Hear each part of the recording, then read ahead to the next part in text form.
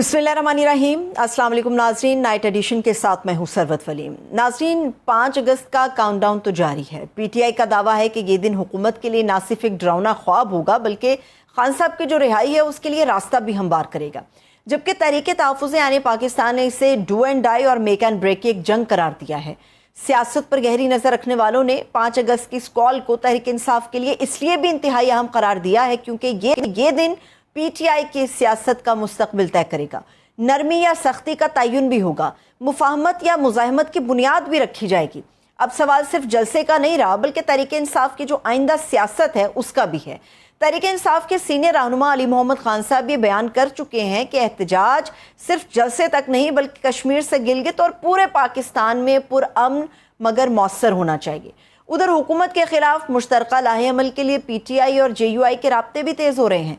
इत्तलात हैं कि पीटीआई और जेयूआई क़यादत की मुलाकात में मुश्तरका एहतजाज की एक तजवीज़ भी पेश की गई, जिसे जेयूआई ने फ़िलहाल ये कह के मुस्तरद किया है कि पीटीआई की संजीदा क़यादत सामने आएगी तो फिर बात आगे बढ़ेगी। याद रहे कि मुल्क में नए सूबों और इंतज़ामी यूनिट्स की बहस भी ज़ोर पकड़ चुकी है। पीटीआई के चेयरमैन बैरिस्टर गौहर कहते हैं कि इंतज़ामी यूनिट्स हों या फिर नए सूबे, हुक्मरान इत्तेहाद कभी कबूल नहीं करेगा। क्या मुल्क की सबसे बड़ी अपोजिशन जमात तहरीक इंसाफ नए सूबों की हिमायत करेगी या सिर्फ चंद रहनुमाओं की इनफरादी आरा हैं कि रेफरेंडम हो जाना चाहिए? इन तमाम इशूज़ पर बात करने के लिए हमारे मौजूद मेहमान ने में ज्वाइन किया तहरीक इंसाफ के सीनियर रहनुमा हैं अली मोहम्मद खान साहब। मैं उनको खुशामदीद कहूँगी। बहुत बहुत शुक्रिया sir, thank you so much आपके वक्त के लिए। अली मोहम्मद खान साहब, 5 अगस्त से शुरू कर लेते हैं। 5 अगस्त के ऊपर हम देख रहे हैं कि एक बहुत बड़ा मोमेंटम तय हो चुका हुआ है, बन भी रहा है, बिल्ड भी किया जा रहा है मुख्तलिफ तरीक़ों से। लेकिन जब हम डू एंड डाई या मेक एंड ब्रेक को रखते हैं सामने तो कई ऐसे जुज़ हैं जो आपके जहन में घूमते हैं डू एंड डाई को लेके। 5 अगस्त और फिर आगे की जो स्ट्रैटेजी है, बेसिकली एम्स क्या हैं? लॉन्ग मार्च है, धरना है, खान साहब को रिहा कराना है, क्या एम्स क्या है पीटीआई के? बिस्मिल्लाहिर्रहमानिर्रहीम, अल्लाहुम्मा सल्ली अला मुहम्मद व अला आलि मुहम्मद। देखिए, सियासत वनडे मैच नहीं होता। मेक और ब्रेक की इस कॉन्सेप्ट से मैं बिल्कुल इस पर यकीन नहीं रखता। एक अहम दिन है, इमरान खान साहब की गिरफ्तारी का दिन है, 3 साल हो जाएंगे। और ये सिर्फ एक इमरान खान की बात नहीं है, एक यूथ मूवमेंट जिसको इमरान खान साहब ने सब्ज हिलाली परचम के लिए कायद आज़म और अलामा की फिक्र पे खड़ा किया। तो हमने तो अपनी जिंदगियां वक़्फ़ की हैं पाकिस्तान के लिए इमरान खान के साथ। तो ये सिर्फ 5 अगस्त की बात नहीं है। हाँ, 5 अगस्त एक इब्तिदा आप कह सकते हैं। एक बड़ा जलसा होना है इंशाल्लाह पख्तूनख्वा में, और इंशाल्लाह उसके बाद से एक तहरीक किक स्टार्ट होगी, पूरे मुल्क में होगी। मैंने एक मशवरा जो अपनी जमात को दिया, तो उसका मतलब ये नहीं है कि वो रद्द हो गया, बल्कि मैं समझता हूँ कि वो हो सकता है। अब जलसे की तरफ फोकस है पूरे मुल्क में। उस दिन सिंध, पंजाब में, बलोचिस्तान में लोग अपना पुरअमन जगह जहाँ निकल सकते हैं निकलेंगे।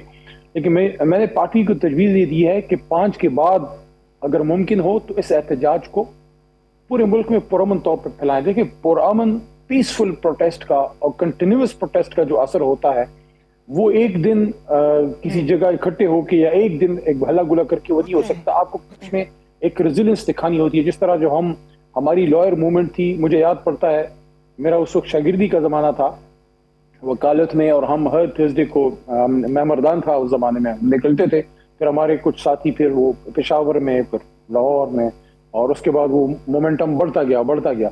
तो मैंने जो एक तजवीज़ दी है, 5 के बाद मैं दोबारा कोर कमेटी के सामने रखूँगा कि 4 सूबे और 2 federating units, AJK, GB, Sindh, Punjab, Balochistan और पख्तूनख्वा। प्रेस क्लब्स हैं बेशुमार। तहसील में आप जा सकते हैं, आप तहसील की जो बड़ी प्रेस क्लब होती है वहाँ आप बैठें, वहाँ आप अपना मौक़िफ़ रखें। और ये कोई दहशतगर्दी नहीं है, कोई सिक्योरिटी जोन नहीं है, कोई रेड जोन नहीं है, कोई खुदा न खास्ता किसी इदारे का दफ्तर नहीं है, कुछ नहीं है। ये एक अवामी जगह है जहाँ सरबत बीबी या अली या कोई भी जाके अपना मौक़िफ़ रख सकता है। आप प्रेस कॉन्फ्रेंस कीजिए, पाकिस्तान का झंडा, तहरीक इंसाफ का झंडा हाथ में लें और वहाँ पे आप अपना बैठें। तो ये इसको हम आगे भी फैला सकते हैं। फिलहाल जितना मुझे समझ आई है, क्योंकि मैं पेशावर वाली मीटिंग में तो नहीं था, लेकिन कोर कमेटी की 2-3 मीटिंग्स और पार्लियामेंट्री पार्टी में मैंने देखा है, तो फोकस ये है कि फिलहाल एक जलसा हो जाए, एक भरपूर, और उसके साथ साथ पंजाब से में लोग निकलें, और फिर उसके बाद एक लाएअमल वज़ीर आला साहब शायद दें। मेरे ख्याल में तो बेसिक रिस्पॉन्सिबिलिटी चेयरमैन और जनरल सेक्रेटरी की बनती है, क्योंकि वज़ीर आला का तो पैरामीटर अपने सूबे के हद तक है। बहरहाल जो भी पार्टी फैसला करेगी हम सब उनके साथ हैं, लेकिन ये तरीक को अब आगे इंशाल्लाह जो है वो बढ़ना है। बिल्कुल ऐसा ही है, पुरअमन होना चाहिए। और बिल्कुल और जब एक चीज़ पुरअमन तरीके से हो रही हो तो कोई भी हुकूमत कहीं भी किसी भी जगह पे आपका रास्ता नहीं रोकती। अब यहाँ पे अली मोहम्मद खान साहब, जो हमारे लिए मोस्ट इंपॉर्टेंट चीज़ है, दो आ रहा है। एक आपकी बहुत मोतबर आ रहा है, ऐसा होना भी चाहिए, बिल्कुल पुरअमन रहना चाहिए और एक महदूद हिस्से पे रहना चाहिए। लेकिन इमरान खान साहब की हमशीरा ने जो वर्कर्स को मोबिलाइज कर रही हैं और उनका जोश उभार रही हैं, मुख्तलिफ जगहों पे जा रही हैं, और आपके भी हल्के में भी वो आई थी। उन्होंने कहा है कि हमें एक लॉन्ग मार्च करना है और मोस्ट प्रोबेबली अडयाला की तरफ हमने जाना है, हम डी चौक की तरफ नहीं जा रहे। और कारकुनान का एक बड़ा हिस्सा अलीमा बीबी की इस बात को इंडोर्स भी कर रहा है। यहाँ पे एक डिवीजन है, इस डिवीजन को भी कैसे ख़त्म किया जाएगा? क्योंकि पार्टी दो हिस्सों में तो आगे नहीं बढ़ सकती। वर्कर तो किसी एक सतह पे आगे बढ़ेगा, या वो पूरी लीडरशिप के साथ अलीमा बीबी के साथ आगे बढ़ेगा, या फिर वो खुद को जोश दिलाने के लिए अलीमा बीबी के साथ अडयाला की तरफ बढ़ेगा। तो इसको आप लोग किस तरह से एक जगह पे करेंगे, एक ही हिस्से में इसको करेंगे आप?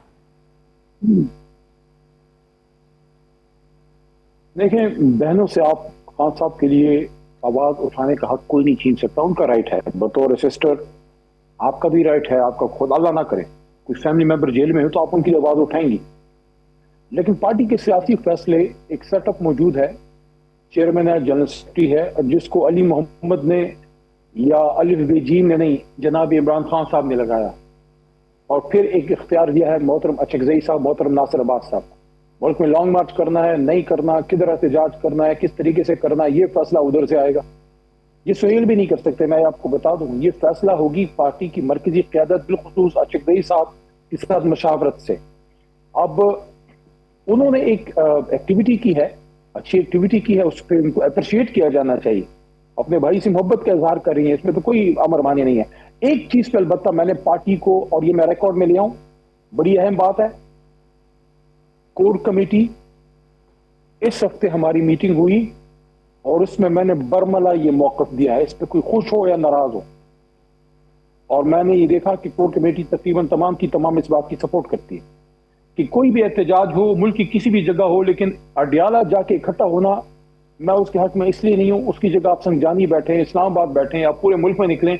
अडयाला में खुदा न खास्ता गम जो बहुत अगर आप लोग इकट्ठे कर लें तो अल्लाह ना करे वहां इनको कोई फॉल्स फ्लैग का मौका ना मिल जाए, खान साहब को कोई नुकसान ना पहुंच जाए, इस जमे गफीर की आड़ में कोई और गेम ना हो जाए 9 मई की तरह। तो हमें इमरान खान की जिंदगी अपनी जिंदगी से भी ज्यादा अजीज है। इसलिए मैं समझता हूं कि पार्टी अडयाला की तो कभी भी एक्सेप्ट नहीं करेगी कॉल। हाँ, इस्लामाबाद के लिए अगर आपने पुरअमन तौर पे जाना है, लेकिन उसको भी 24 नवंबर को ध्यान में रखें, क्योंकि बहुत सी शहादतें हुई थी। इसलिए मैंने जो बात की है कि अगर आपने एहतजाज करना है तो पुरअमन पूरे मुल्क में इस तरीके से फैलाए कि अब वो हुकूमत उससे परेशान हो जाएगी। देखिए, पूरे मुल्क में हजारों जगहों पे लोग एक वक्त में लाखों लोग निकल रहे हैं पुरअमन, और फिर वो वापस जाते हैं, और उसको फिर आप फैला भी सकते हैं। लेकिन बहरहाल ये फैसला पार्टी ने करना है कि पार्टी ने लॉन्ग मार्च पे जाना है, अभी नहीं जाना, ये जलसे में सुहेल या बैरिस्टर गौर ऐसे आपको पता लग जाएगा। लेकिन क्या लॉन्ग मार्च होना है, कब होना है, या एहतजाज किस शक्ल में होना है, ये फैसला ना अली कर सकता है, ना कोई फैमिली मेंबर कर सकता है, ना कोई जैद बकर। ये वो लोग करेंगे जिनको इमरान खान ने ये इख्तियार दिया है। पार्टी मौजूद है, उसका चेयरमैन है, उसका जनरल सेक्रेटरी है, अचकजई साहब हैं, नासिर अब्बास साहब हैं, ये 4-5 मेन लोग हैं। इन्होंने जो कोर कमेटी, पार्लियामेंट्री पार्टी और पॉलिटिकल पार्टी से मशवरा करके जो पॉलिसी बनाएंगे, हम बतौर कारकुन उनके साथ। ठीक है अली मोहम्मद खान साहब, एक बहुत ही जो एक चीज़ मिसिंग हमें नज़र आती है पीटीआई और गवर्नमेंट के दरमियान, वो ये है कि हम ये जानते हैं रोज़े अव्वल से कि आप और आप जैसे कई ऐसे दीगर मोतबर और ज़ीरक सियासतदान जो पीटीआई का सरमाया है, आप लोग हमेशा से बातचीत के हामी रहे, मुज़ाकरात के हामी रहे, और पिछले चंद महीनों में कुछ ऐसी बाज़गश्त भी हुई कि शायद कोई राब्ते भी हो रहे हैं, शायद कोई बातचीत भी होगी। ये सिलसिला क्या कभी बना ही नहीं था? और अगर बना है तो फिर टूटने की बुनियादी वजह क्या है? क्योंकि जब तक सियासी तौर पे बातचीत नहीं होगी इस किस्म के मामलात को हल करने के लिए, या इमरान खान साहब के केसेस के हल के लिए रास्ता नहीं निकल पाएगा। तो ये सिलसिला टूटा या फिर ये शुरू ही नहीं हुआ था?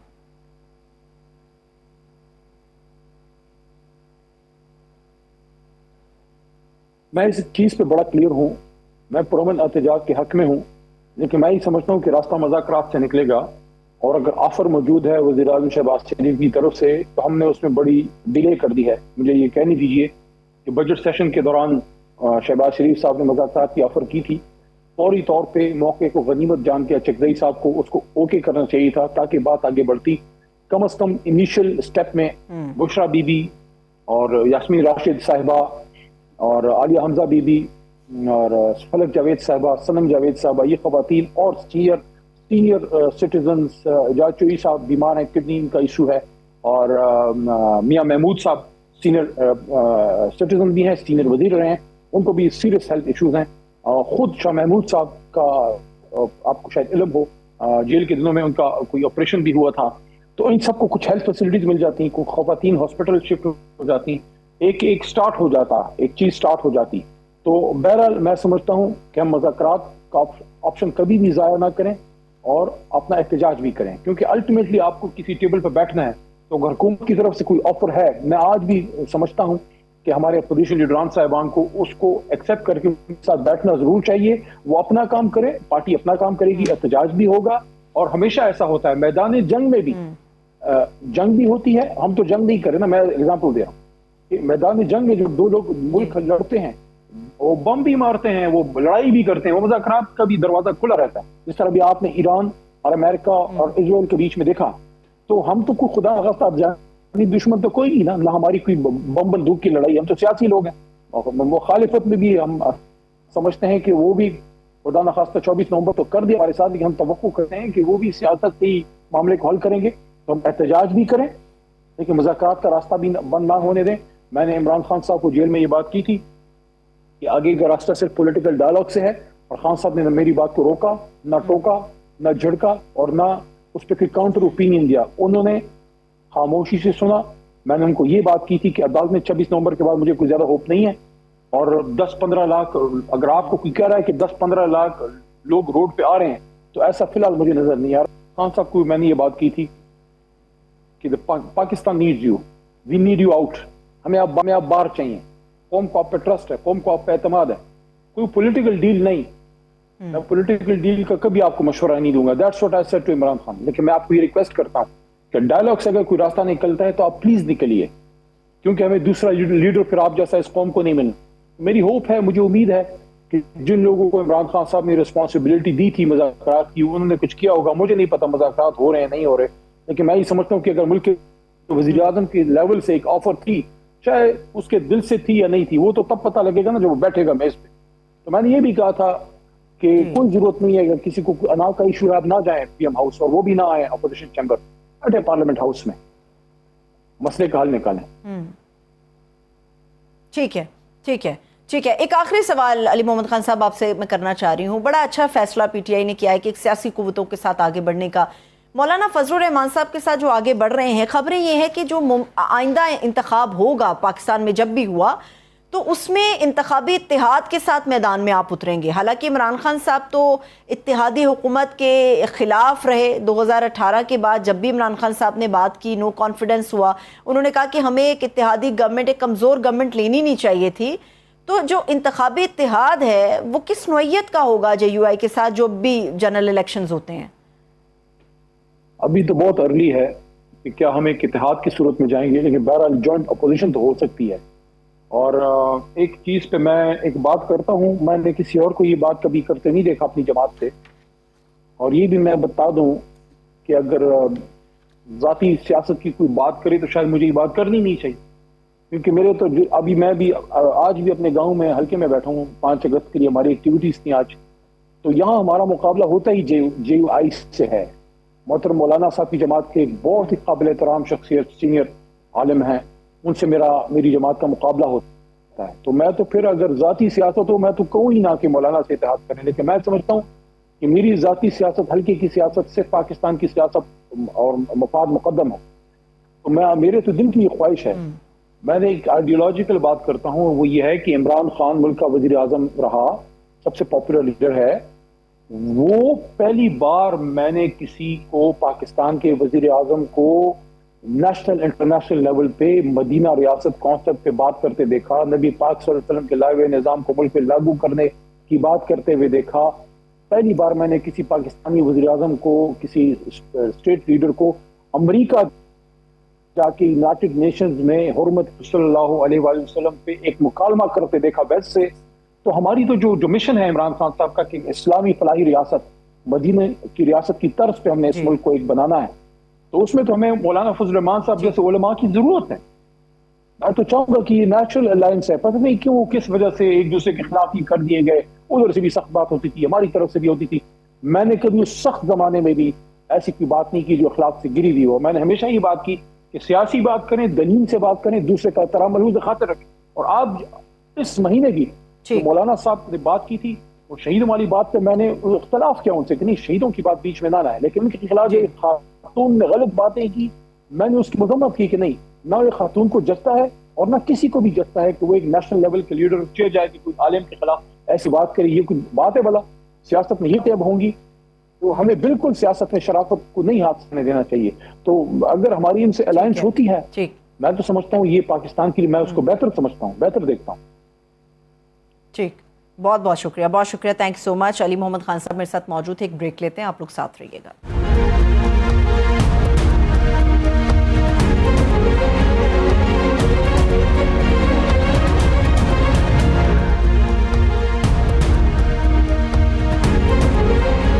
بریک کے بعد ایک مرتبہ پھر سے خوش آمدید کہیں گے. ناظرین, پاکستان کی سیاست ایسے دوراہے پر ہے جہاں سوال حکومت سے زیادہ اس نظام پر ہیں, مگر یہ بھی دیکھا جا رہا ہے کہ سوال اٹھا کون رہا ہے. جب حکومتی صفوں سے ہی یہ آواز بلند ہو کہ سسٹم ناکام ہو چکا ہے, تو پھر سوال صرف اپوزیشن کا نہیں, ریاستی نظم و نسق کا بھی بن جاتا ہے. وزیر داخلہ محسن نقوی کے بیان نے سیاسی حلقوں میں ایک نئی بحث چھیڑ دی ہے. سسٹم ری سیٹ اور ممکنہ آئینی تبدیلیوں کی بازگشت بھی سنائی دے رہی ہے. کیا واقعی نظام میں پھر سے چھیڑ چھاڑ ہونے والی ہے, یا یہ صرف سیاسی بیانیوں کی ایک نئی جنگ ہے؟ اگر نظام واقعی ناکام ہو چکا ہے تو ذمہ داری کس پر عائد ہوگی؟ وزیر دفاع خواجہ آصف کے مطابق ذمہ داری سیاستدانوں پر ہے, تو اداروں کو بھی اپنے حصے کا بوجھ اٹھانا ہوگا.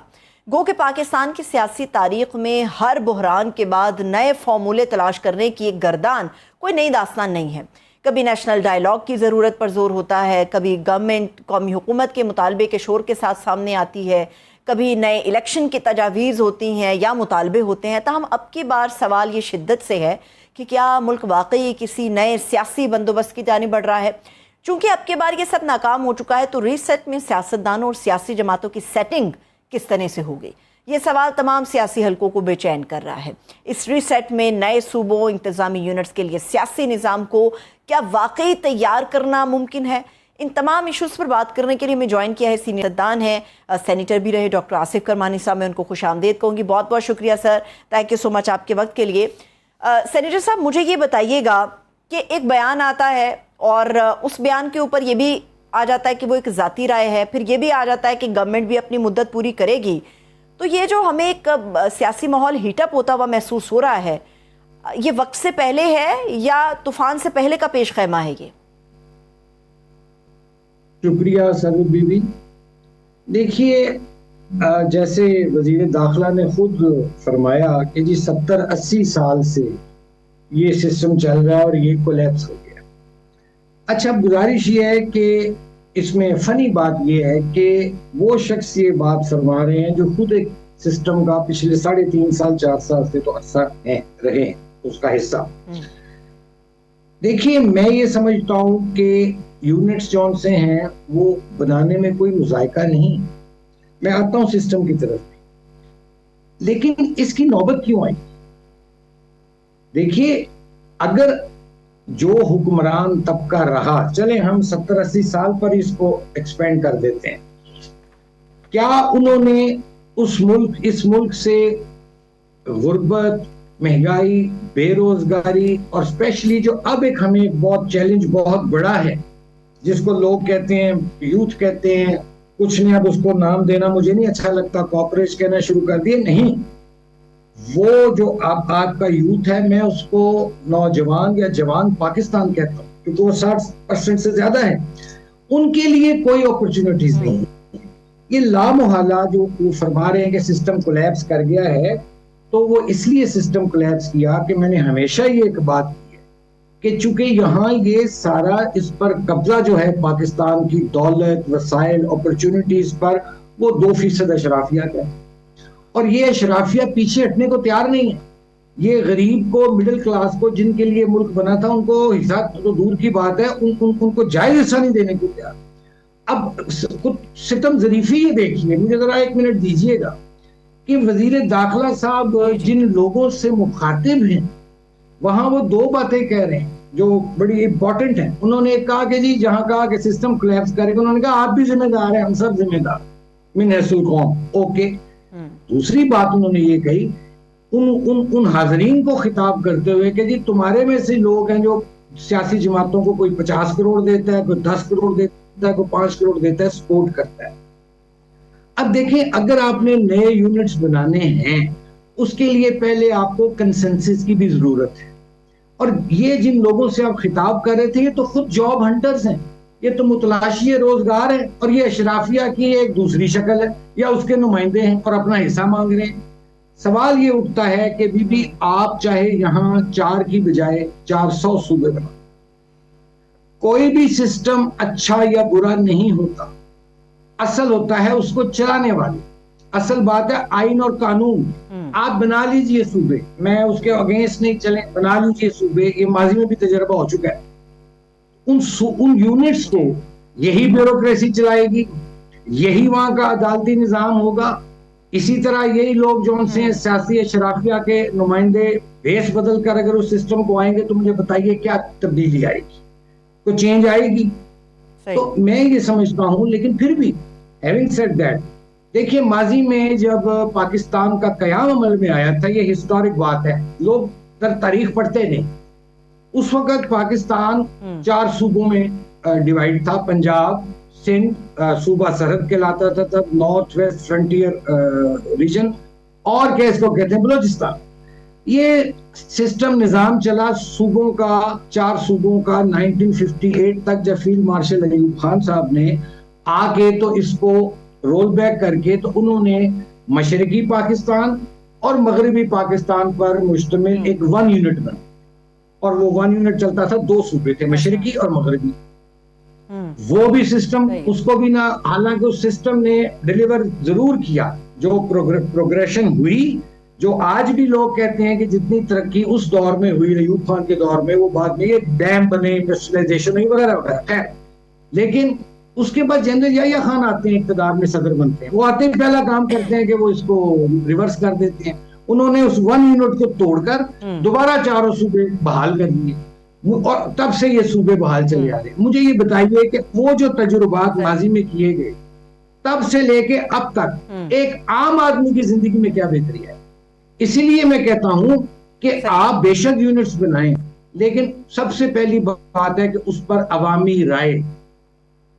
یہ ایک ہال میں بیٹھ کر اس میں اور پاکستان اگر آپ مجھے ڈاکٹر صاحب اجازت دیں، آپ مجھے اجازت دیں، آپ بالکل درست کہہ رہے ہیں. جی ڈاکٹر صاحب، اگر آپ مجھے اجازت دیں، ایک عام آدمی اپنی زندگی کی بہتری کے لیے ووٹ بھی تو ڈالتا ہے نا.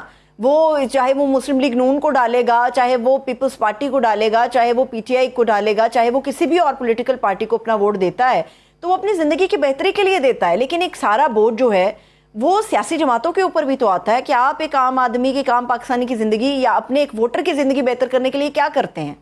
یہ اپنی جگہ پر سوال موجود ہے اور عوام مایوس ہے اس چیز کو لے کے. جو آپ کا، میں 98% جو غریب اور مڈل کلاس ہے اس کو تو آپ پوچھئے. اور پھر یہ کیا گارنٹی ہے کہ جو نئے صوبے بنیں گے کیا ان کو بھی اسی سسٹم کے تحت چلایا جائے گا، یہی بیوروکریسی، یہی سارا سسٹم ہوگا؟ تو اس کا کیا پھر حل نکلے گا جی؟ اگر یا تو آپ پھر دیکھیں، میں نے جیسے پہلے عرض کیا کہ پاکستان کو ضرورت ہے یہاں ایک میرٹ، 100% میرٹ، جہاں اقربا پروری نہ ہو، جہاں خاندانوں کو اپنوں کو نہ پالا جائے، جہاں غریب غریب تر نہ ہو، امیر امیر تر نہ ہو، اور پاکستان کے جو وسائل ہیں وہ منصفانہ تقسیم ہو ان کی، اور تمام جو آپ کے 25 کروڑ یا جتنے بھی عوام ہیں ان کو ایکول اپرچونٹیز ہوں.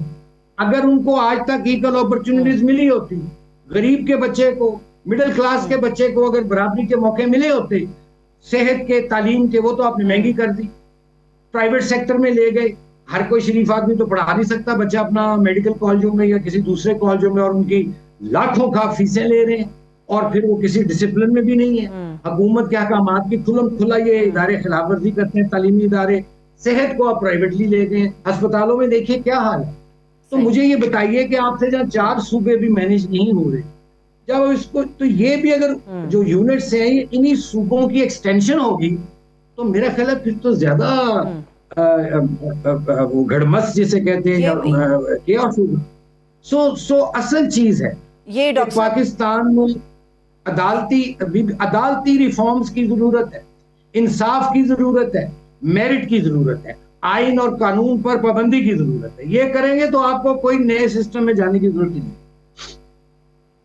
اس وقت جو پبلک کی ایک اوپینین ہے ڈاکٹر صاحب, وہ یہی سمجھتے ہیں کہ واقعی نئی یونٹس کی طرف ہمیں جانا چاہیے. یہ بات آپ کی بالکل درست ہے کہ کیا اگر یہی سسٹم اس کو بھی ریسیٹ کر کے یہی سارا کچھ آئے گا تو پھر اس کا کوئی فائدہ نہیں ہے.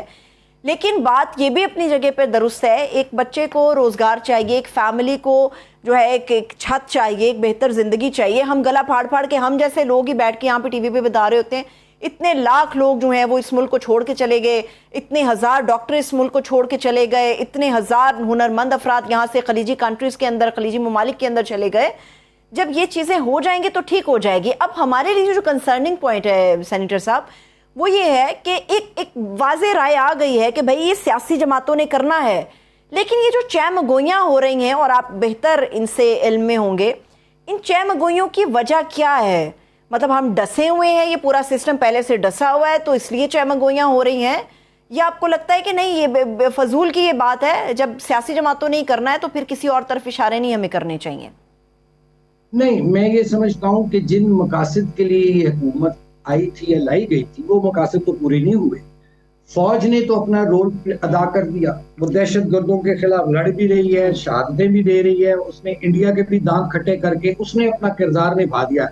لیکن جو ان کا رول تھا, جو ان کی ذمہ داری تھی, اس میں یہ یکسر ناکام ہوئے ہیں. لوگوں کو مہنگائی, غربت, بے روزگاری میں انہوں نے دھکیل دیا ہے. روز آپ دیکھیں پیٹرول کی قیمتیں کیا تماشا بڑھتی جا رہی ہیں. میں کہتا ہوں کہ ضرور بنے نئے یونٹس, لیکن میں کہتا ہوں کہ جن لوگوں کے ذریعے, میرا یہ ایک آبجیکشن ہے میرا ان لوگوں سے جو نئے صوبوں کی بات کر رہے ہیں, آپ ضرور کیجئے, اس پہ عوامی رائے لیں, ریفرینڈم کرائیں, جو بھی کرائیں, شفاف ریفرینڈم. لیکن یہ وزیر داخلہ صاحب جن لوگوں کی محفل میں بیٹھ کے بات کر رہے ہیں وہ تو خود بینیفیشری ہے سسٹم کے, وہ تو اشرافیہ کے. آپ لائیں انتظامی یونٹس بنائیں, لیکن کم از کم اس کے ٹولز اور مینز, اس کے جو جن لوگوں کے ذریعے آپ لانا چاہ رہے ہیں, کم از کم ان کے تو چہرے اور ان کا دامن جو ان سے صاف ہونا چاہیے. اس لیے میں سمجھتا ہوں کہ اگر تو دیکھیے, چونکہ ہوا کیا ہے یہاں پہ سر, بات پھر وہی آ جاتی ہے, بھئی آپ نے غریب کو غریب تر کیا ہے, آپ نے امیر کو امیر تر کیا ہے. وہ جو باپ جو ان سے اپنے بچوں کی تعلیم کے لیے اس کی کمر ٹوٹ گئی, کمر جھک گئی, اس کی بینائی چلی گئی ہے, اس کا پاکستان نہیں ہے یہ. کیا یہ 2% اشرافیہ کا پاکستان ہے؟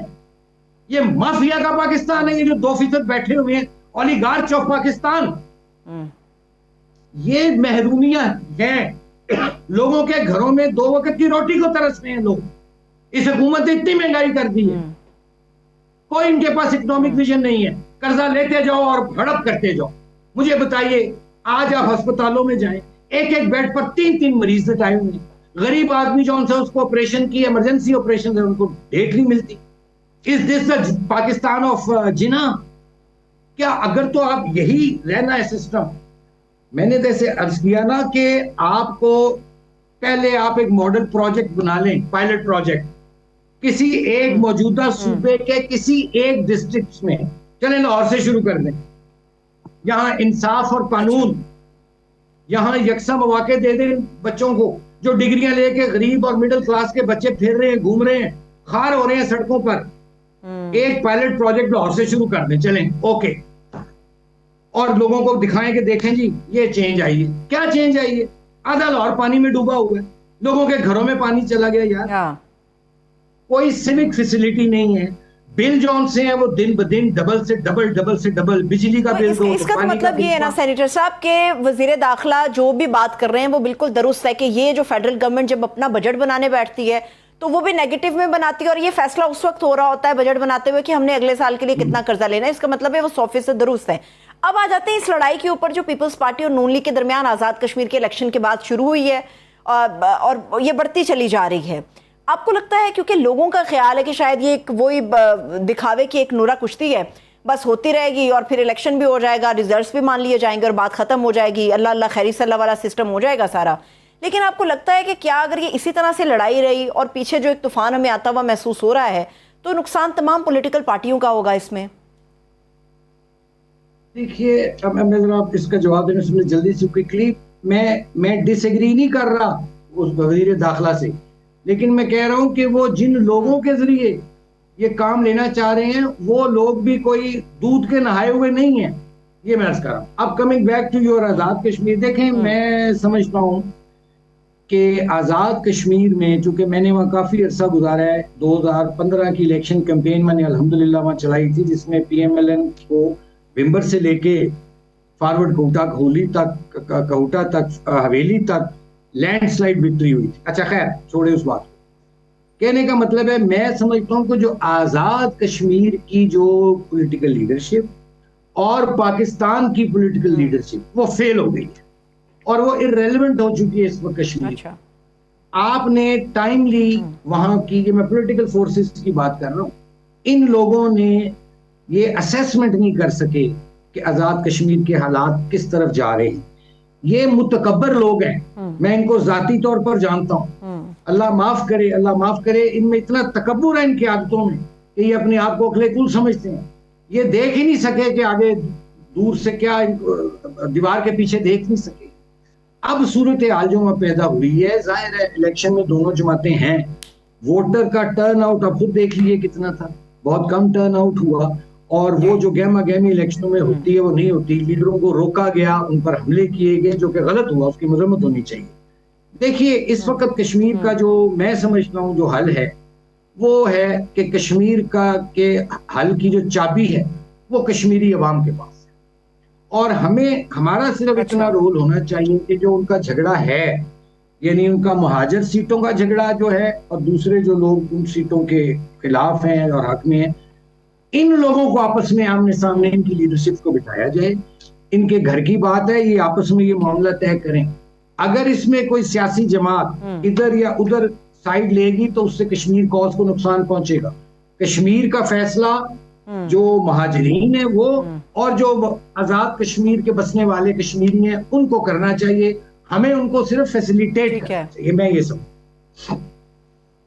ठीक है, अब एक आखिरी सवाल है सेनेटर साहब, ये जो 5 अगस्त को PTI अपना एहतजाज करने जा रही है और इस एहतजाज के बाद वो आगे का लाहे अमल भी देने जा रहे हैं, मौजूदा जो पाकिस्तान के अंदर पॉलिटिकल सिचुएशन है उसके अंदर ये जलती पर तेल का काम करेगा, या आपको लगता है कि कश्मीर हो, महंगाई, रोजगार, नौजवानों के मसाइल, पाकिस्तान के मसले मसाइल, हमारा पॉलिटिकल फ्यूचर जो है पूरे मुल्क का, हमारे नौजवान का जो फ्यूचर है, उसके ऊपर PTI का ये एहतजाज बनता भी और शायद वो कामयाब भी हो जाए? आपकी क्या राय है इस पे?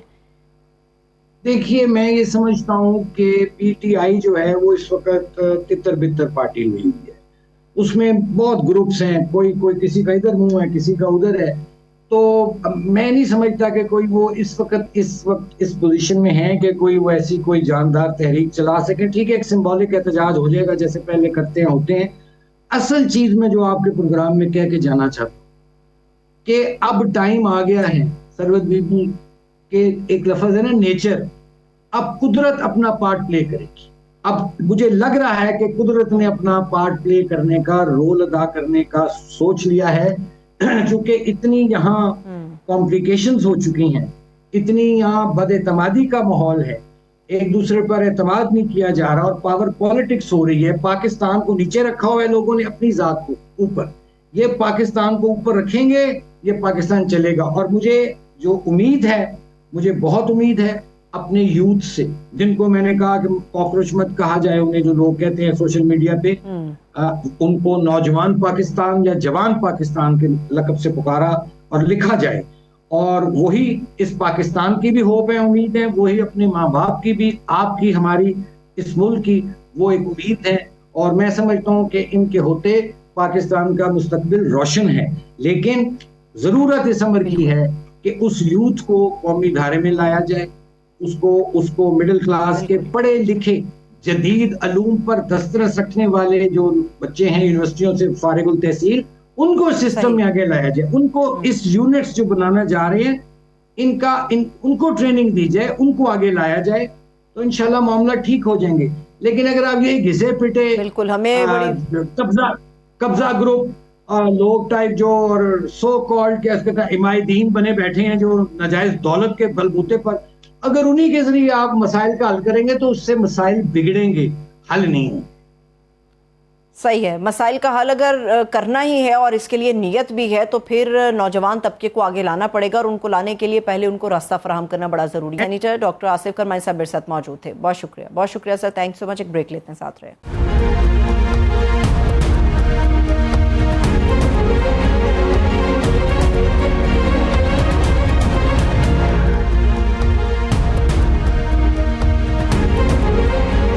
بریک کے بعد ایک مرتبہ پھر سے خوش آمدید کہیں گے. ناظرین, آزاد جموں کشمیر کے الیکشن نے اسلام آباد کی اتحادی سیاست کو ہلا کر رکھ دیا ہے. انتخابات کے پہلے مرحلے میں تیر شیر کا شکار تو نہیں کر سکا, لیکن مقابلہ صرف انتخابی میدان تک محدود نہیں رہا, بلکہ یہ الزامات اور بیانیے کی ایک جنگ بن چکا ہے. پہلے انتخابی مرحلے کے بعد بلاول بھٹو زرداری نے مسلم لیگ نون کو فارم 47 کا تانا دیا, نسل در نسل دھاندلی کی پیداوار بھی قرار دیا, تو مریم بی بی نے پیپلز پارٹی کو دھاندلی کی ماسٹر مائنڈ جماعت قرار دے دیا. دونوں جماعتیں ایک بار پھر سے اتحاد کی کریز سے اختلافات کی دہلیز تک جا پہنچی ہیں. کیا یہ محض نورا کشتی ہے, یا پھر واقعی آزاد کشمیر کا الیکشن جو ہے وفاقی سیاست بھی تبدیل کرے گا, جہاں حکومت کے اپنے ہی وزیر داخلہ نے نئے صوبوں اور انتظامی یونٹس کی تجویز دے کر ماحول کو مزید گرما دیا ہے. اور یوں اہل سیاست میں فی الوقت یہی ریاضت ہے کہ پاکستان کو نئے صوبوں اور ایڈمنسٹریٹو یونٹس کی طرف جانا چاہیے. یہ نظریہ ضرورت ہے یا پھر نہیں, یا واقعی ہمارا نظام جو ہے وہ ناکام ہو چکا ہے, یا واقعی یہ جام ہو چکا ہے. وزیر دفاع خواجہ آصف صاحب وزیر داخلہ کو مخاطب کر کے کہتے ہیں کہ ایک طرف کھڑے ہو کر آوازیں لگانا اتنا مؤثر نہیں ہو سکتا جتنا خود ذمہ داری کو قبول کرنا ہے, جبکہ پیپلز پارٹی سمجھتی ہے کہ سندھ میں کسی نئے صوبے کی کوئی ضرورت نہیں, لیکن وہ پنجاب میں نئے صوبوں کی حامی ہے. پنجاب اسمبلی میں نئے صوبوں سے متعلق قراردادوں کی منظوری کی مثالیں بھی پیش کی جا رہی ہیں. ایک اور شراکت دار ایم کیو ایم ہے, ان کی بھی تقرار ہے کہ صوبوں کی تقسیم کو غداری کہنے والا خود سب سے بڑا غدار ہے. کیا موجودہ نظام واقعی ناکام ہے؟ کیا ملک میں نئے صوبے یا انتظامی یونٹس بننے چاہیے؟ اور یہ کیسا سسٹم کولیپس ہے جو ناکارہ ہو کر بھی آنکھوں کا تارا ہے؟ کیا سسٹم ریسیٹ سے پہلے ذمہ داروں کا تعین بھی ہوگا؟ ان تمام ایشوز پر بات کرنے کے لیے سینئر تجزیہ کار ارشاد بھٹی صاحب میرے ساتھ اسٹوڈیوز میں موجود ہیں. میں ان کو خوش آمدید کہوں گی. بہت بہت شکریہ بھٹی صاحب, تھینک یو سو مچ آپ کے وقت کے لیے. میں پہلے سمجھتی تھی بھٹی صاحب کہ شاید نورا کشتی صرف سیاسی جماعتوں کے درمیان ہوتی ہے, یہ تو لگ رہا ہے پورے نظام کے اندر نورا کشتی چل رہی ہے. متفق ہیں آپ؟ نہیں. کیوں؟ سیاسی جماعتوں تک متفق ہوں, دوسری طرف متفق نہیں ہوں. کیا بنیادی وجہ ہے اس کی؟ اس کی وجہ یہ ہے کہ آپ, پہلی بات تو یہ ہے کہ نئے صوبے بننے چاہیے. میں تو 32 صوبوں کے حق میں ہوں, ہر ڈویژن ایک صوبہ ہونا چاہیے. اور دوسری بات یہ ہے کہ اب چہرے نہیں, چہروں کے ساتھ نظام بدلے. اور بائی دا وے, جس دن قائد اعظم صاحب کی ایمبولینس خراب ہوئی تھی اس دن نظام نے خراب ہونا شروع کر دیا تھا. جس دن ایوب خان اور بھٹو صاحب نے دھاندلی سے مادر ملت, جن کو ہم مادر ملت کہتے ہیں, فاطمہ جناح صاحبہ کو ہرایا تھا, اس دن نظام خرابی سے آگے تباہی کی طرف چل پڑا تھا. اور جس دن یہ دو پارٹیاں ہم پر مسلط ہو گئیں اس دن سے اس نظام سے بدبو آنا شروع ہو گئی تھی. تو جب تک ہم ان چہروں کو نہیں بدلیں گے, ان دو پارٹیوں کو نہیں بدلیں گے, نئی لیڈرشپ اوپر نہیں لائیں گے, تب تک کچھ بھی نہیں ہوگا. پہلی بات. دوسری بات, فوج کا رد عمل آ چکا ہے. D G I S P R نے پریس کانفرنس کی, اس میں انہوں نے کہا کہ یہ محسن نقوی صاحب کی ذاتی رائے ہے, مگر جب آبادی 4 گنا بڑھ گئی ہے تو صوبے 4 کیوں؟ جب مسائل حل نہیں ہو رہے اور جب گڈ گورننس کے لیے کچھ کرنا ہے کہ نہیں کرنا, کچھ نہ کچھ تو کرنا پڑے گا نا. اور مطلب ابھی تک بیڈ گورننس تھی اس ملک کے اندر, بیڈ گورننس ہاں جی, اور مسلسل چل رہی تھی. جی چل رہی. اور اچھی حکمرانی کے لیے ڈی جی صاحب نے کہا کہ ری سیٹ کرنے کی ضرورت ہے, ہونا چاہیے. قومی سلامتی کے لیے گڈ گورننس ضروری ہے, مگر یہ بڑی ایک اہم بات انہوں نے کہا کہ یہ سب ہونا چاہیے سیاسی عمل سے, بالکل آئین کے تحت, اور جو ہمارے آئین میں لکھا ہے اس کے تحت, اور سیاستدانوں کو کرنا چاہیے. انہوں نے 3 جو باتیں کی کہ نمبر 1 نئے چہرے آنے چاہیے, نمبر 2 یہ نظام ناکام ہو چکا ہے, اور نمبر 3 جمہوریت میں کئی شکلیں ہیں. اب اس میں میرے ذہن میں آتا ہے کہ ترکیہ ماڈل بھی ہے, قومی حکومت بھی ہے. ترکیہ ماڈل میں ایک اور بھی امپورٹنٹ چیز ہے نا, اور سارے اختیار صدر کے پاس. جی تو کیا ہم نے مارشل لاء میں تو آپ کو جی ٹھیک کہہ رہی ہیں. اچھا, تو کیا ترکیہ ماڈل کی طرف ہم جا رہے ہیں؟ کیا ہم کوئی قومی حکومت کی طرز پہ جا رہے ہیں, یا یہی سیٹ اپ رہے گا اور نئے صوبے بنیں گے؟ یہ تو نہیں چل سکتا. یہ لکھ لیجئے, سال بعد, 2 سال بعد, 3 سال بعد, 5 سال بعد, 5 مہینے بعد یہ چیزیں بدلنا ہوں گی آپ کو. لوگ متنفر ہو چکے ہیں ان چہروں سے, لوگ تنگ آ چکے ہیں اس نظام سے. آپ مجھے بتائیں کہ یہ آزاد کشمیر کی آپ نے بات کی, آزاد کشمیر کی کثیر تعداد سڑکوں پر ہے, الیکشن کا بائیکاٹ کر چکی ہے. ملک کی سب سے بڑی جماعت پی ٹی آئی الیکشن کا بائیکاٹ, خیر اس پہ تو تنقید بھی بہت ہے, وہ الیکشن کا بائیکاٹ کر چکی ہے. اس کے علاوہ پیپلز پارٹی جو اتحادی ہے وہ پہلے مرحلے الیکشن کو مسترد کر چکی ہے. تو الیکشن کیا ہے؟ آپ نے گلگت بلتستان والے الیکشن کروانے ہیں, 8 فروری 2024 والے کروانے ہیں, تو اس سے مسائل بڑھیں گے, آزاد کشمیر کے مسائل حل نہیں ہوں گے. آپ بھٹی صاحب. اور دوسری جو اہم بات میں کرنا چاہتا ہوں, یہ جو ان کی آپ نورا صاحب سے معذرت کے ساتھ, نورا صاحب کمال کے آدمی ہوں گے جب وہ کشتیاں لڑا کرتے تھے, ان سے معذرت کے ساتھ, یہ تو تھکے ہوئے نورے ہیں. آپ مجھے بتائیں پیپلز پارٹی کیا کہہ رہی ہے مسلم لیگ کو؟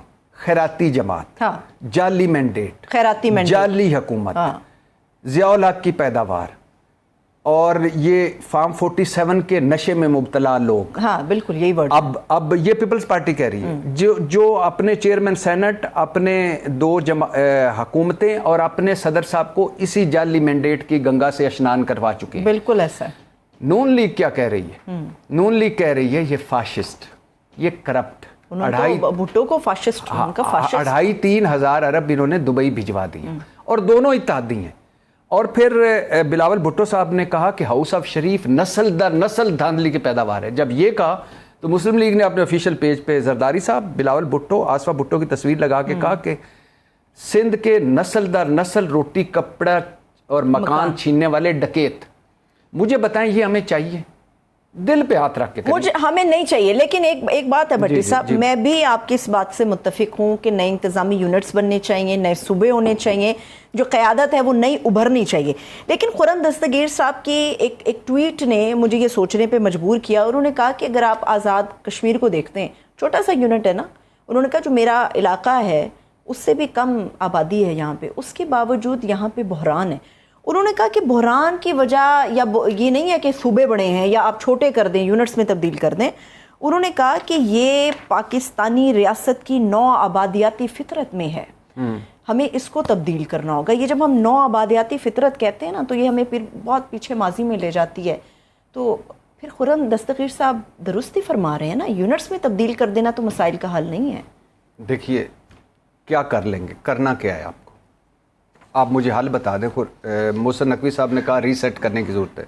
انہوں نے ڈرایا, انہوں نے ایک ہوپ دی, اور انہوں نے رستہ بتایا, ٹھیک. اور محسن نقوی صاحب کو اگر دوسری طرف دیکھیں تو بحیثیت وزیر داخلہ انہوں نے 4 شیٹ کیا آصف علی زرداری کو اور شہباز شریف کو.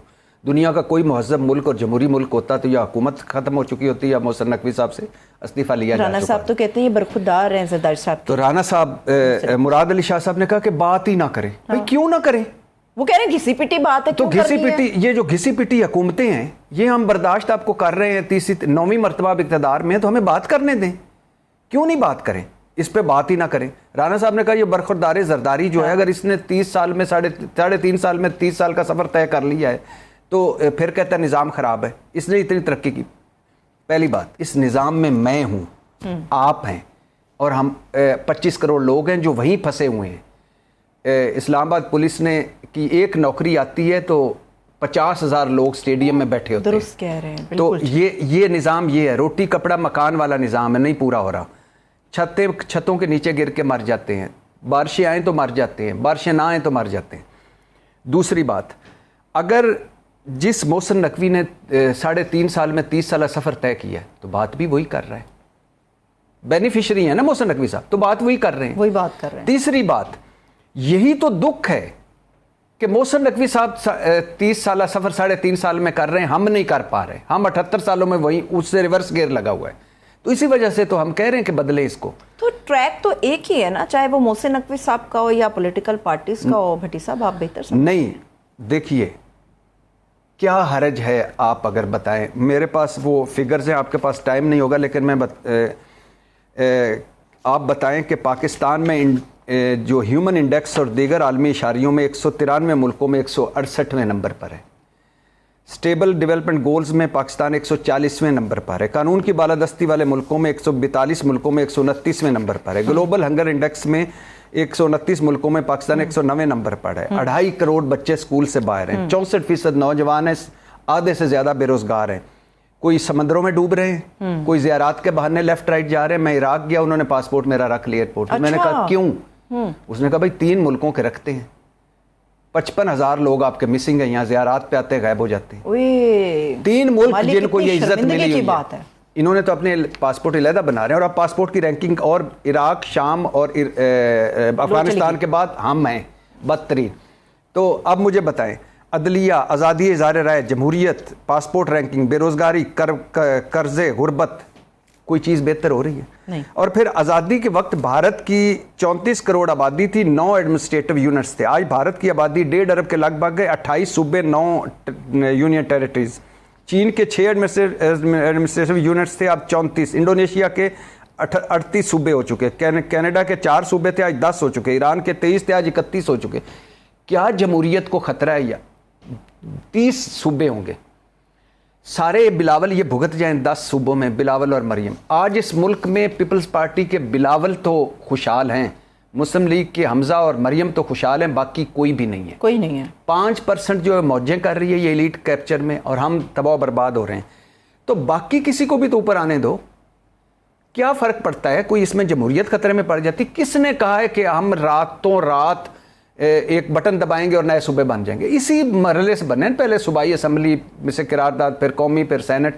وہی سیاسی مرحلہ ہے نا. 18ویں آئینی ترمیم جس طرح منظور کی, 26ویں 27ویں کی, تو یہ 28ویں میں یہ ہے, یہ مین. تو 28ویں آئے نہ آئے یہ وقت کی ضرورت ہے, اور ایک مرتبہ کر کے تو دیکھ لیں. اچھا, ایک مرتبہ جو آپ کہتے ہیں کر کے دیکھ لیں.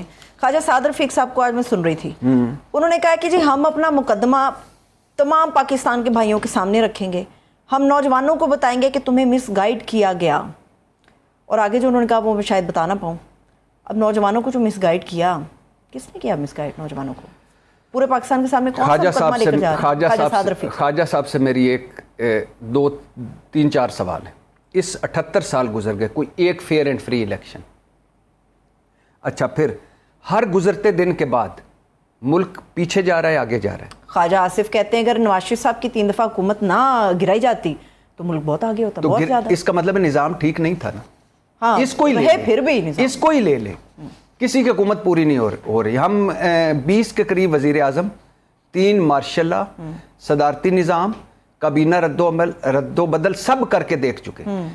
اس لیے نہیں کامیاب ہوئے کہ خاندان وہی تھے, دادا, پیو, پتر دھی. تو اچھا, کیا یہ نظام ڈیلیور کر رہا ہے؟ نہیں کر رہا. کیا لوگ خوش ہیں؟ نہیں. کیا جمہوریت مضبوط ہے ہو رہی ہے؟ نہیں. پچھلے کیا کئی سال سے صوبوں کی بحث چل رہی ہے, پچھلے کئی سال سے چل رہی ہے. ساؤتھ پنجاب ایک صوبہ نہیں بن پایا, اب پورے پاکستان کو ڈیوائیڈ کرنے کی بات کر رہے ہیں. کیا آپ نے یاد کرا دیا, ہر پارٹی نے وعدہ کیا ہے. ہاں, ہم اب جنوبی پنجاب کو سنائیں گے. ہر پارٹی مکر گئی, اور اوپر سے منافقت ان کی یہ ہے کہ پیپلز پارٹی والے کہتے ہیں کہ پنجاب میں نئے صوبے بنا لو, ادھر ساڈے ال نہ ویکھنا. نون والے کہتے ہیں کہ سندھ میں صوبے بنا لو, ہماری طرف نہ دیکھو. اور دونوں متفق ہیں ہزارہ پہ, لیکن آپس میں نہیں. تو یہ منافقت. اچھا, مجھے یہ بتائیں کہ آپ کے پاس حل کیا ہے؟ 5 اگست نواز شریف صاحب کے پاس کیا حل ہے؟ شہباز شریف صاحب کے پاس کیا حل ہے؟ آصف علی زرداری صاحب کے پاس کیا حل ہے؟ ہمیں انہوں نے کیا کہا تھا؟ ہمیں انہوں نے کہا تھا کہ ہم تجربہ کار ہیں, ہم عقل مند ہیں. عمران خان نے سوا ستیہ ناز کر دیا ملک کا, ہم آ کر سنواریں گے. انہوں نے تو یہ بھی کہا تھا کہ ہائیبریڈ نظام میں ہم بہت خوش ہیں, بڑا اچھا چل رہا نظام. جتنی عمران خان کو سپورٹ ملی ہے اس سے آدھی ہمیں مل جائے تو ہم ملک کی تقدیر بدل دیں گے, شہباز شریف صاحب نے کہا. اس سے ڈبل ملی ہوئی ہے. جاوید لطیف صاحب نے کہا کہ شہباز شریف صاحب جو ہیں یہ کہہ رہے تھے مجھے حکومت نہیں لینی, یہ 2024 کی بات ہے, بلکہ نو کانفیڈنس کے بعد کی بات ہے, ہم نے حکومت نہیں لینی. لیکن نواز شریف صاحب نے کہا کہ نہیں, ریاست کے لیے سیاست قربان کرنی پڑے گی, اور کر دی. اس منافقت نے میرے تو سارے بال سفید کر دی. جمہوریت ہے برطانیہ میں, 5 سال کے لیے کیس اسٹارمر آیا تھا اور اس نے مردہ پارٹی میں جان ڈال دی تھی. بلدیاتی الیکشن ہارا, اپنی پارٹی سے اٹھے, انہوں نے کہا چھوڑ. 3 سال رہتے تھے, نئے کو منتخب ہے, پارٹی کی عادت بھی چھڑوا لی وزارت عظمیٰ میں. وہ نہیں نکلا, مجھے کیوں نکالا, وہ نہیں نکلا اس کے, حالانکہ 3 سال پورے رہتے. یہ کیا جاوید لطیف نے کہا, کیا خرم دستگیر نے کہا, ان کی اپنی کوئی رائے ہے؟ ایک اور نواز شریف صاحب اور شہباز شریف صاحب, مریم نواز صاحبہ جو فیصلہ کریں گی, یہ دونوں اس سے لیفٹ رائٹ ہوں گے؟ نہیں ہوں گے. جو بلاول بھٹو اور آصف علی زرداری فیصلہ کریں گے پیپلز پارٹی, اس سے لیفٹ رائٹ ہوگی؟ نہیں ہوگی. تو کہنے کا مقصد یہ ہے کہ اللہ کے نام پہ ان 2 پارٹیوں یا ان جو چہرے ہیں جو تقریباً 500 بنتے ہیں, جب تک ان چہروں سے جان نہیں چھوٹے گی, ان 2 پارٹیوں کی جن جبھے سے جان نہیں چھوٹے گی, یہ ملک کہیں نہیں جائے گا. ہمارے مسئلے 90% ہمارا مسئلہ ہے مس مینجمنٹ کا, سب کچھ ہمارے پاس. جان چھڑانے کے لیے ووٹ بھی تو پڑتا ہے نا. یہ آپ اس طرف, یہی میں بتانا چاہتا. جب آپ کے پاس 25-30 صوبے ہوں گے, جب آپ کے پاس وزیر زیادہ ہوں گے, جب آپ کے پاس آئی جی زیادہ ہوں گے, جب آپ کے پاس وزیر اعلیٰ زیادہ ہوں گے, تو تب نئے لوگ بھی اوپر آئیں گے. لوگ دیکھیں گے نئی دلی میں اروند کیجریوال ایک بڑا عام آدمی, کتنا بڑا آیا.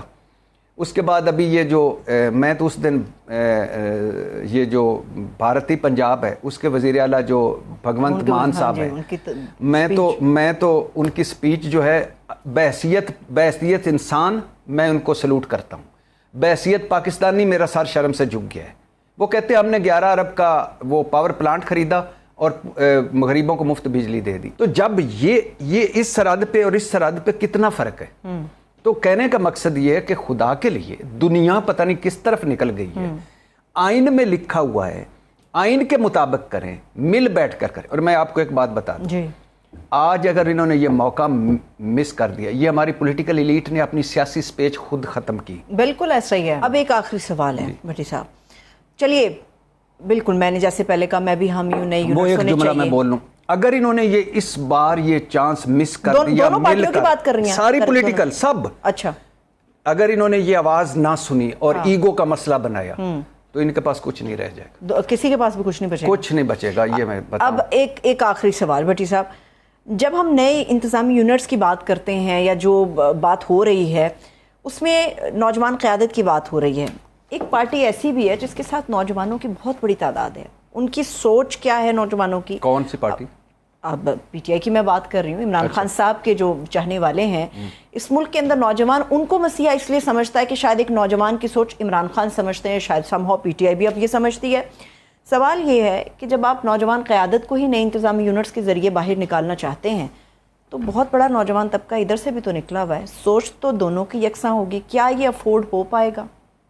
بالکل ہو پائے گا. دیکھیے, اگر آپ نے دائروں کا سفر جاری رکھنا ہے, پرابلم یہ ہے کہ 2 خاندان ہیں, 2 صوبوں پہ وہ قابض ہے. 18ویں آئینی ترمیم انہوں نے بڑی مکاری سے منظور کروائی. وجہ, نواز شریف صاحب کو چاہیے تھا 3rd ٹائم پرائم منسٹرشپ سے وہ پابندی ہٹے اور میرا ایک سیف ہیون بن جائے. اس وقت کیا پتا تھا کہ عمران خان فارغ کر دے گا, اپنے حلقے سے جیتنا مشکل ہو جائے گا. تو وہ انہوں نے لے لیا, سندھ انہوں نے لے لیا. 2 خاندان 2 صوبے, یہ اپنا کنٹرول نہیں چھوڑنا چاہتے. بہاول نگر کا بندہ بھی مریم نواز صاحبہ چاہتی ہیں روز میرے بوئے کے باہر کھڑا ہوئے, اور ادھرو او کتھو سکھر تے اتھو او بھی کراچی آئے. نہیں بھائی, اب نہیں.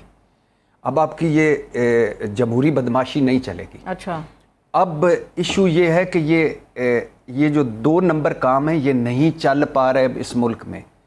خدا کے لیے سمجھیں, اس ملک کو سمجھیں, نوجوانوں کو سمجھیں, آپ کے ارد گرد جو کچھ ہو رہا ہے اس کو سمجھیں. اگر مثال کے طور پہ ایک آپ کے محلے میں 2-4 بندے ایک چیز سے دھوپ میں بیٹھنے سے بیمار ہو گئے ہیں, तो आप अपने बच्चों को कहेंगे धूप में बैठें? नहीं। तो इर्द गिर्द नौजवानों ने श्रीलंका में, बांग्लादेश में, भारत में जो कर दिया है, खुदा के लिए अपने नौजवानों को उससे पहले, कुछ करने से पहले उनको रास्ता दें, उनको आगे बढ़ाएं। ये मुल्क नवाज शरीफ साहब का भी उतना है जितना आपका मेरा है, आसिफ अली जरदारी साहब का भी उतना है जितना आपका मेरा है, इमरान खान साहब का भी उतना है जितना आपका मेरा है।